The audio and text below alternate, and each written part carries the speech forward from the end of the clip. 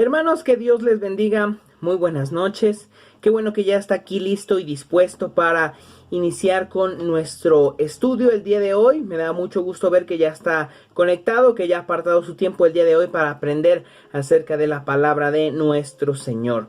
El día de hoy continuamos con nuestro estudio acerca del profeta Jonás. Hemos ya empezado a hablar un poco acerca de este hombre, de este profeta que tiene una historia un tanto conocida, un tanto popular, pero que hay mucho más que aprender acerca de esta historia.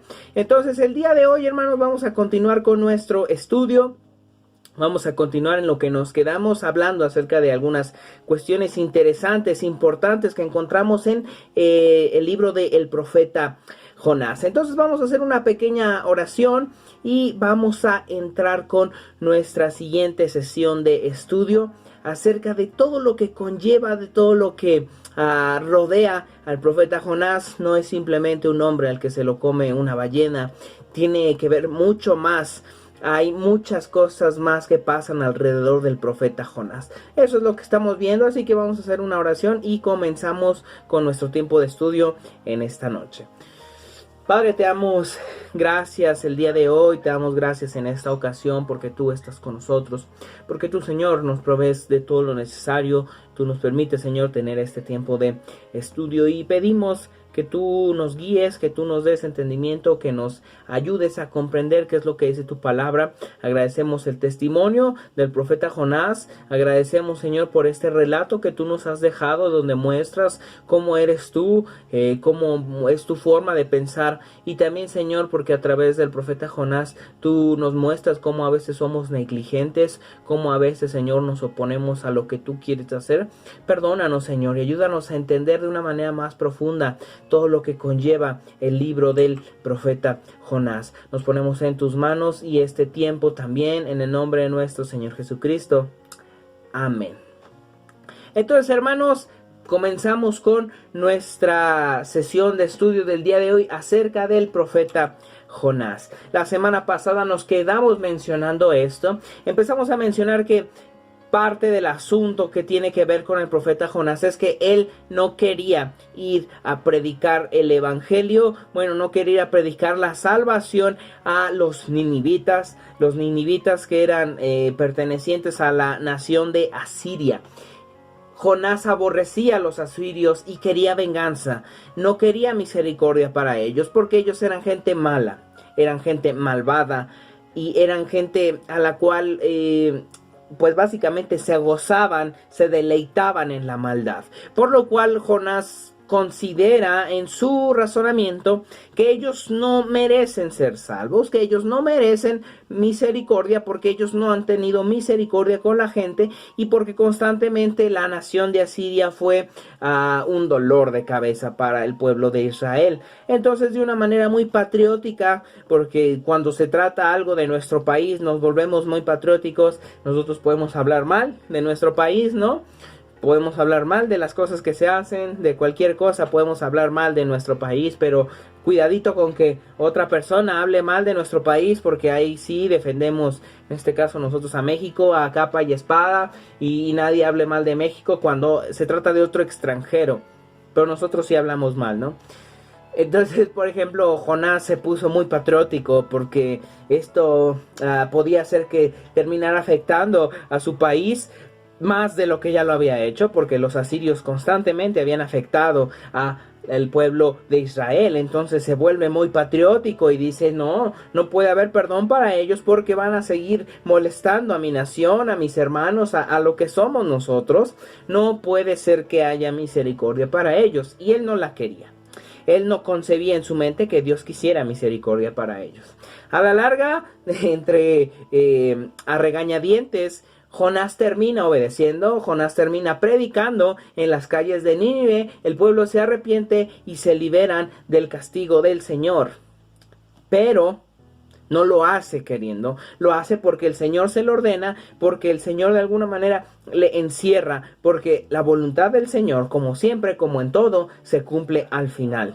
Aún a pesar de nosotros, en este caso la voluntad del Señor se cumple aún a pesar de Jonás.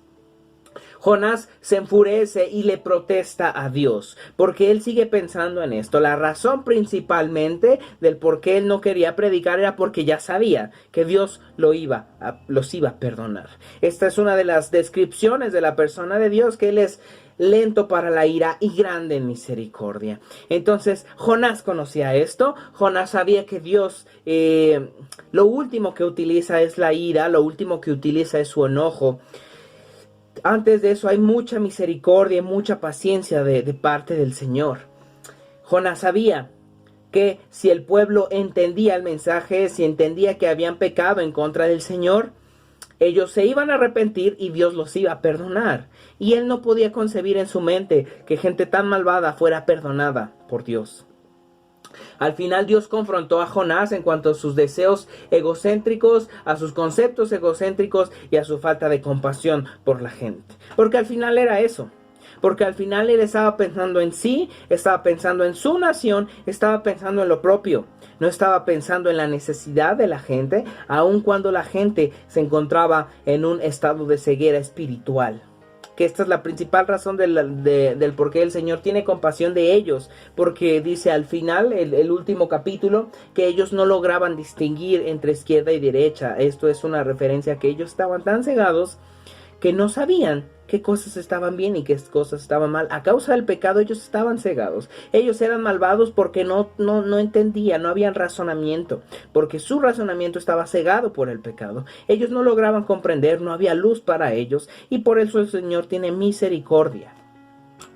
Entonces, cuando leamos Jonás, debemos ver el cuadro completo del amor y la compasión de Dios, y que nadie es irredimible.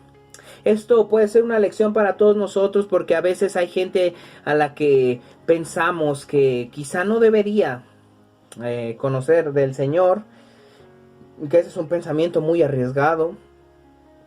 O quizá podemos pensar que hay gente que está tan perdida que está muy lejos de convertirse al Señor. Verdaderamente para el Señor, como dice Jesús, pues no hay nada imposible, ¿no?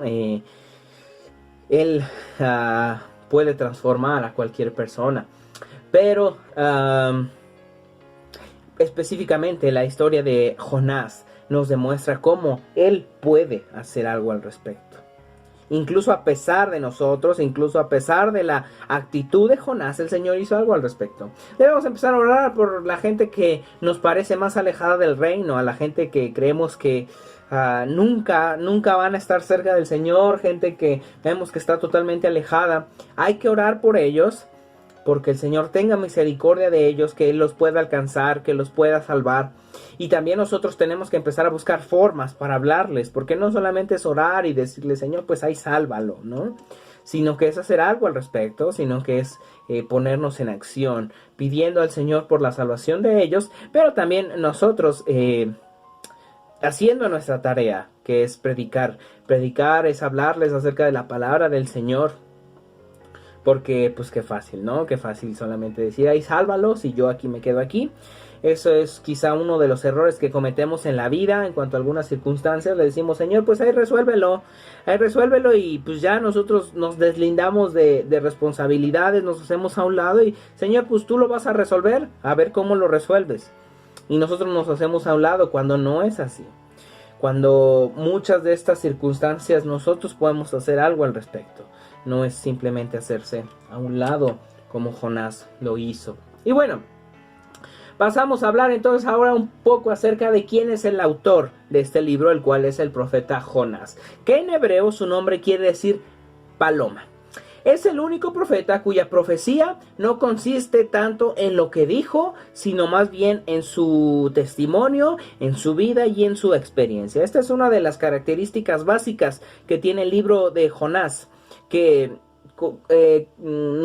comúnmente todos los demás profetas se ocupan acerca de su mensaje, de lo que el Señor les pidió que hablaran a la gente, a la nación, simplemente lo que tenían que decir. Básicamente se basa en eso, los mensajes de parte del Señor a la gente. El profeta Jonás no. El libro del profeta Jonás se basa en su vida, se basa en lo que pasó, se basa en lo que vivió y la manera en la que el Señor trató con él. no tanto en su predicación. Su predicación verdaderamente es corta, sino que todo el libro se encarga de hablar acerca de lo que él vivió. Y bueno, vemos en Segundo de Reyes que Jonás vino de Gat-Hefer, cerca de Nazaret. Vamos a ver este pasaje, Segundo de Reyes, el segundo capítulo de Reyes, en el capítulo 14, capítulo 14, versículo 25. Dice así, Jeroboam II recuperó los territorios perdidos de Israel, entre Lebo Hamat y el mar de Arabá, tal como el Señor Dios de Israel lo había anunciado por medio de Jonás, hijo de Amitai, el profeta de Gat-Hefer. Aquí nos habla acerca de otra profecía que da el profeta Jonás en el tiempo que era el profeta, ¿no? En este tiempo el profeta, Dios lo utilizó para dar otros mensajes. El libro está basado en una de las experiencias que vive. Entonces, el contexto lo coloca durante el largo y próspero reinado del rey Jeroboam II, haciéndolo un profeta de las tribus del norte, y el profeta Jonás se encuentra un poquito antes del profeta Amós. El profeta Amós, habíamos hablado que él era un campesino, que él era un ganadero, básicamente. El Señor utiliza al profeta Amós también. El profeta Jonás viene antes del profeta Amós. Y pues no fue la única profecía que dio, ¿no? Sino que aquí nos muestra que Dios lo utilizó para dar algunos otros mensajes. Al profeta Jonás en el libro se le describe como alguien enérgico, como alguien colérico, alguien que se enoja, alguien violento y de una mentalidad muy estrecha, al cual es difícil hacerle cambiar de parecer. Dios mismo estaba tratando con él, Dios mismo le estaba hablando a él, y la forma de pensar de Jonás no quería cambiar. Y no cambió. En el libro no se muestra verdaderamente un cambio en su forma de pensar, porque aún después de haber predicado, aún después de que la gente se arrepintió, él estaba todavía más enojado porque él ya sabía, simplemente vio lo que ya sabía, simplemente pasó lo que él ya sabía. Y esto es un motivo de enojo grande para Jonás. No se le ve en este momento en el libro como un hombre que cambie de parecer. Él no quería que la gente fuera salvada, y hasta el final así se quedó. El libro no nos da indicación de otra cosa.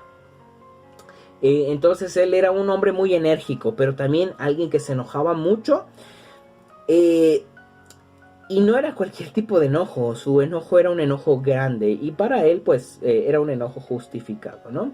Políticamente resultaba obvio que Jonás amaba extraordinariamente a Israel y era un patriota apasionado, que era lo que mencionaba. O sea, él amaba a su nación, él quería el bien de su nación, de su gente. Cuando se trata de otra nación, pues no háganse a un lado. Cuando se trata de que el Señor tiene compasión de otra nación, a Jonás eso le molesta, porque probablemente eso iba a afectar a su nación. Era un hombre muy patriótico, casualmente, ¿no? Cuando se trata de la salvación de otra gente, se vuelve muy patriótico. Por eso les digo, así a veces somos nosotros, con este ejemplo muy sencillo. Nosotros podemos hablar mal de nuestro país, ¿no? De todas las cosas que están mal, pero aguas un extranjero hable mal de nuestro país, porque nos prendemos, porque somos muy patrióticos, pero nosotros sí podemos hablar mal del país, ¿no? Algo así de parecido sucede con Jonás. Entonces, también desde el punto de vista religioso, era Jonás un hombre temeroso del Señor. Por eso él era un profeta. Dios lo había escogido para llevar mensajes. No era cualquier persona. Hasta cierto punto él tenía una relación estrecha con Dios. Él reconocía a Dios como el creador del cielo y de la tierra, de absolutamente todo. Cuando le preguntan, pues, ¿tú quién eres o a qué te dedicas? Él dice, yo sirvo a Jehová, el creador del cielo y de la tierra. Vamos a verlo aquí rápidamente. Jonás. Nos vamos al libro del profeta Jonás. Está después de Abdías, antes de Miqueas. Jonás capítulo 1. Vamos a ver aquí en el versículo 9 y 10. Bueno, en el 8, cuando le pregunta el jefe de la barca, ¿qué hiciste para que nos viniera este mal? ¿Quién eres? ¿En qué trabajas? ¿De qué nacionalidad eres? ¿De qué país vienes?, le preguntaron. Soy hebreo, soy devoto del Señor, el Dios del cielo, quien hizo el mar y la tierra. Lo que está sucediendo es por mi culpa, pues trato de huir de la presencia de Dios, les respondió. Los hombres se asustaron mucho cuando oyeron esto y le preguntaron, ¿por qué lo hiciste? Jonás sabía quién era el Señor. Jonás conocía al Señor. Jonás tenía el testimonio del Señor. Y aún así está huyendo de él. Me parece interesante la reacción de esta gente, porque Jonás está huyendo.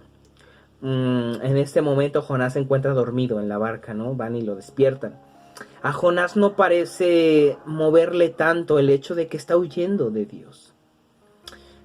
Cuando hacemos algo mal, cuando hay algo que nos preocupa, cuando nos preocupa mucho alguna cosa, se nos va el sueño y no podemos dormir, ¿no? O sea, uno está piense y piense y piense, ¿no? En qué hacer, cómo resolverlo, qué va a pasar. Uno tiene viajes en su mente acerca de cosas cuando a uno le preocupa, ¿no? En este caso me parece interesante ver a Jonás huyendo del Señor y estar dormido. Jonás está huyendo del Creador y está dormido. Y cuando van y le preguntan ¿quién eres tú?, él dice, pues yo soy adorador de Dios, el que hizo los cielos y la tierra. Y estoy huyendo de él. Y parece provocarle más temor a la gente, a los que van ahí en el barco también con él, los tripulantes. Dice ahí que a ellos les provocó temor. Pero parece que a Jonás no. A Jonás no le provoca nada. Aún él conociendo al Señor, el hecho de estar huyendo no le provoca nada. Incluso se da el lujo de dormir.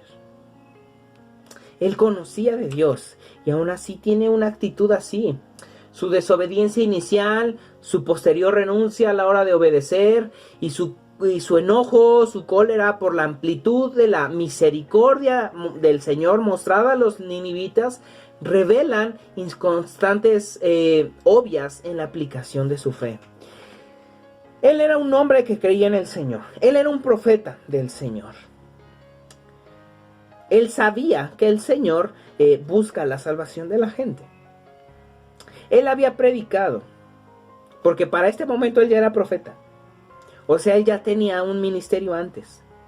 Él ya sabía que el Señor es misericordioso.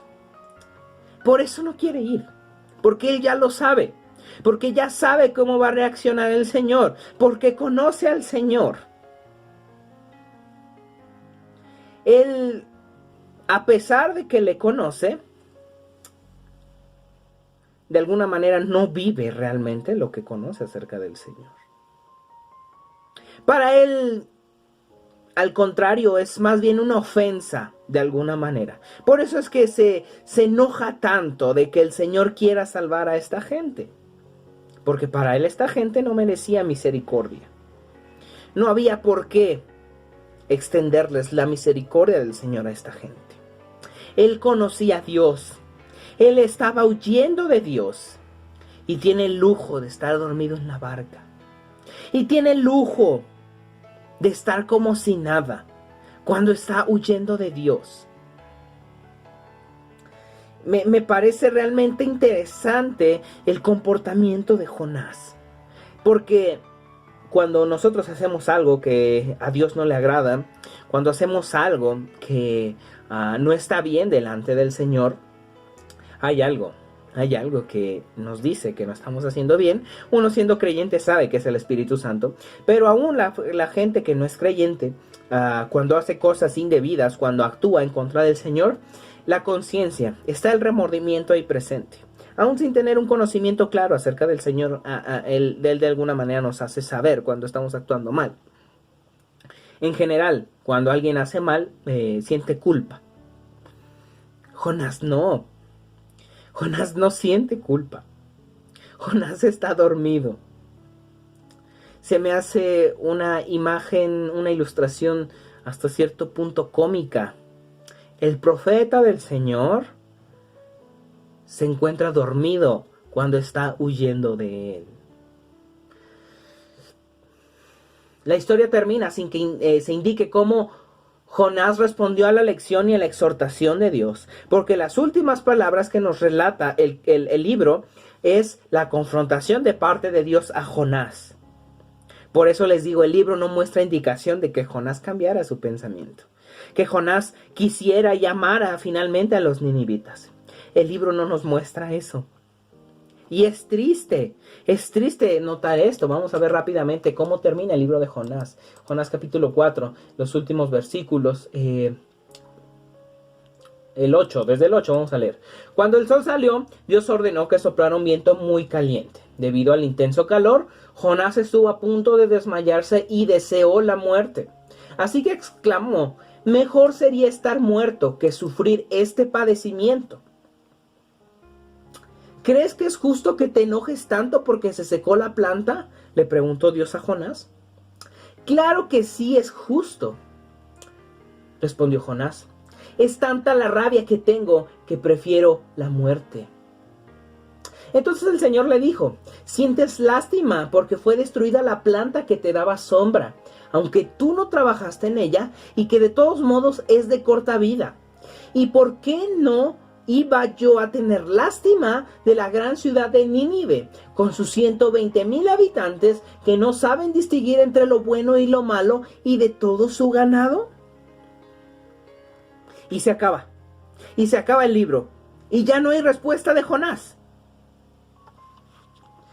Esta es la confrontación directa de parte del Señor. Jonás aquí se molesta porque estaba bajo de una planta, ¿no? Y se muere la planta y Jonás hierve en enojo. Y el Señor le dice, ¿te parece justo que estés enojado de esta manera? Y Jonás, el profeta del Señor, tiene el valor de contestarle al Señor y decirle, sí, me parece justo estar enojado. Y el Señor le contesta, ¿te parece justo? Pero ¿te parece injusto que yo sienta misericordia por esta gente que no tiene, que no logra percibir entre lo bueno y lo malo?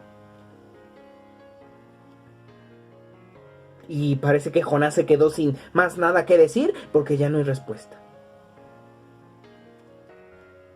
Es interesante el comportamiento de Jonás. Su renuencia se explica porque no deseaba la salvación de Nínive, sino ser testigo de su declinación. Él quería ver cómo esa nación que les había tratado mal fuera destruida, porque él era muy patriótico. Entonces, él quería que así como los habían lastimado y torturado a ellos, que también ellos sufrieran. Jonás temía que Dios se mostrara misericordioso, dándole oportunidad a los asirios, de perturbar la vida de Israel. Porque eso era lo que pensaba Jonás. O sea, si Dios los perdona, ellos más adelante van a volver a venir a molestarnos, a hacernos cosas. Entonces, eran dos cosas por las cuales Jonás no quería que fueran salvados. Una, porque ellos eran ya gente malvada y no merecían el perdón de Dios. Y segundo, porque si Dios los perdonaba, ellos iban a seguir con vida y más adelante iban a venir otra vez en contra de Israel. Entonces, pues para matar dos pájaros de un tiro, pues que sean destruidos. Y ya así veo cómo sufren, así como hemos sufrido. Y pues ya no van a venir después. Entonces pues mejor que se mueran, ¿verdad? Eso es lo que dice Jonás. Jonás básicamente está deseando la destrucción de la gente. Y bueno, pasamos entonces aquí a otra cosa muy interesante, muy importante, como ya se ha hecho más o menos costumbre, ¿verdad? Nuestro mapita. No más que ahora nos encontramos en otro lugar. Las semanas pasadas nos encontrábamos en Europa. Nos encontrábamos en Italia, en Grecia, en Turquía. Pero ahora nos encontramos en una parte más diferente. Nos encontramos aquí, esto es el Medio Oriente, arriba de África. Vemos aquí nuestro mapa. Primeramente aquí vemos a Rusia, como les digo. Es Medio Oriente y esta parte de aquí donde se encuentra China. Medio Oriente y Oriente, ¿verdad? Asia es toda esta parte, aquí está África y en esta parte se encuentra Europa. Entonces, vemos aquí pues nuestro mapa, aquí la referencia pues más grande es Rusia, ¿verdad? Rusia que abarca muy buena parte del mundo. Entonces, aquí más abajo donde está el Mar Negro, aquí está Turquía. Aquí era donde nos encontrábamos las semanas pasadas, aquí está Turquía y por esta región se encuentra también Grecia. Entonces, aquí tenemos a Turquía, abajo tenemos a Siria y aquí tenemos a Irak. Abajo tenemos a Arabia Saudita de color verdecito. Entonces, aquí del lado izquierdo, aquí está el Mar Negro. Aquí en esta parte de abajo, que este es el Mar Mediterráneo, se encuentra Israel. Este puntito chiquitito, el rojo, este es Israel. El puntito rojito es Israel. Entonces, aquí el punto de referencia es Israel y del lado derecho está Irak. Abajo de Siria, arriba de Arabia Saudita. Aquí es donde se encuentra entonces Asiria. Vemos aquí está el mar Mediterráneo, aquí está Egipto. Asiria se encuentra en lo que hoy en día es esta parte de Irak. Aquí está Egipto. Esta parte aquí que ya está de color grisecita, aquí es Egipto, aquí está Israel, aquí está Irak. Y aquí se encuentra la otra parte del mar. Entonces, esta región de Egipto es parte de nuestra referencia principal. Aquí está Egipto, aquí está el Mar Rojo. En esta zona se encuentra Asiria, que específicamente estamos hablando de Nínive, lo que hoy en día es Irak. Aquí está Irak, esta parte es Egipto. Este es el Mar Rojo, el Mar Mediterráneo, Israel e Irak. Aquí donde está el color amarillito, más o menos, en esta región se encuentra lo que era la ciudad de Nínive. Y entonces pasamos a hablar acerca de lo que es la ciudad de Nínive. Porque Nínive pues no es cualquier ciudad, ¿no? Entonces, Nínive es una ciudad que fue fundada desde el libro de Génesis. Vamos a ver Génesis capítulo 10. Génesis capítulo 10, vamos a ver.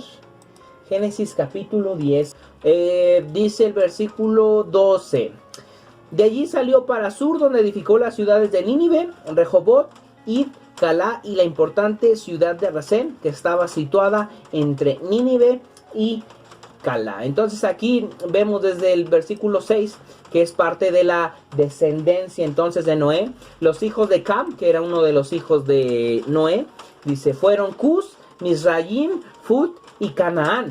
Los hijos de Cus fueron Seba, Javilá, Sabtá, Ragamá, Sabteca. Los hijos de Ragamá fueron Sabá y Dedán. Versículo 8. Cus fue el padre de Nimrod, que llegó a ser el primer guerrero muy famoso. Con la ayuda del Señor llegó a ser un cazador muy valiente. Por eso se hizo popular decir tan valiente como Nimrod, quien llegó a ser un excelente cazador porque el Señor lo ayudó. Las ciudades más importantes de su reino fueron Babel, Erech, Akkad y Calné. Todas estas ciudades estaban en la región de Sinar. De allí salió para Asur, donde edificó las ciudades de Nínive, Rehobot, Ir, Calá y la importante ciudad de Resén, que estaba entre Nínive y Calá. Entonces, la ciudad de Nínive es fundada desde el libro de Génesis.